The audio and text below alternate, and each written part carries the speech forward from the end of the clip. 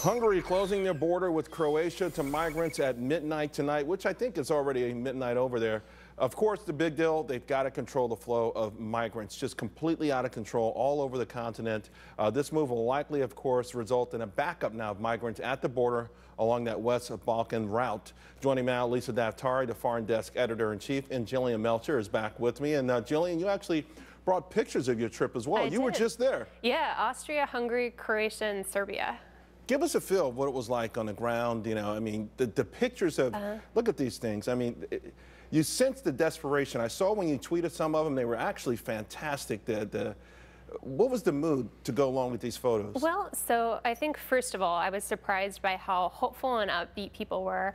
We spent one day... The migrants or the people whose countries were being invaded? Both, I hate to say that word. Maybe it's the wrong word, but... Both, actually. I mean, for the migrants, there was one day where we were out in pouring rain, just absolutely thick mud, nearly sucked my shoe off at one point. And these people were telling me, on one hand, that it had been one of the hardest days they'd been through, but on the other hand, they were so optimistic, smiling, excited about starting a new life in Europe. And then I was also impressed, particularly on the Hungarian side, with, first of all, the volunteer efforts to care for refugees and migrants, and second of all, how gentle the police officers were with them, despite the bad rap they've gotten. So then why are they closing the border? Well, I think you've got an uncontrolled migration happening.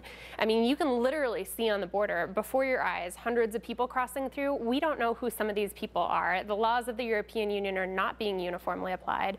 So I think shifting toward a more controlled border environment is something that is inevitable. Hungary is taking the lead on it, but I think other countries are going to have to follow. I mean, Lisa, the tide won't be stemmed that way. I mean, these people want to leave their countries for a variety of reasons. Right.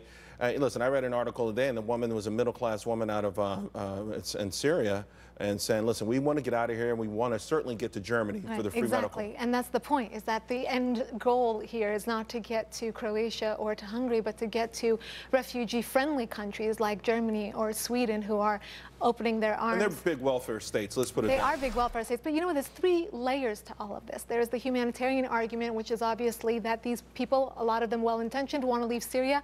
Then we have the other side, where a lot of these people are not from Syria. They're just jumping on board because it's a free-for-all, and they're able, and they want to move west.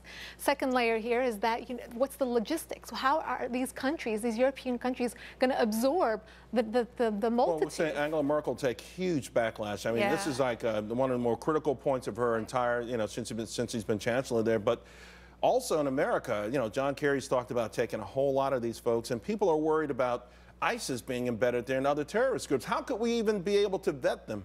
It's impossible. So it's impossible to vet them. So again, you have that argument between, is the humanitarian argument going to outweigh the look, well, there has to be one, if there's one bad seed in all of this, that does away with all of it. And at this time, we have every reason to believe that ISIS and other groups are going to embed there, because that's their whole goal, is to get into local society. And we've said this many times. The question after 9/11 is, will there be another 9/11? No, there will be another 3/11, which is the Spain train bombings of 2014, 2004 rather. A lot of local stuff. Meaning getting into the local population. We've seen some incidents in this country where people have come here, either the children of immigrants, legal immigrants in most cases, but there was just always this sort of animosity, a chip on their shoulder that never really went away. That's why I'm surprised that you're talking about how upbeat they are, or they seem.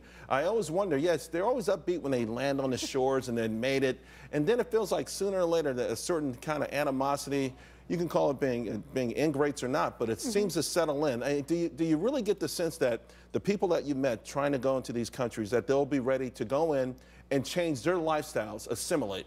Sure, and I think that's a very difficult thing to say, because we're talking about such a big group of people that it's almost impossible to make generalizations. I will say that Europe's welfare state has made it a lot more difficult for Europeans to embrace these migrants. And what really struck me is that what's moral for a person and what's moral for a government are two very different things. On an individual level, you want to help. As a state, you got to look out for national interest. All right, well, let's leave it there, ladies. Great stuff and great photographs. A great trip. Congratulations.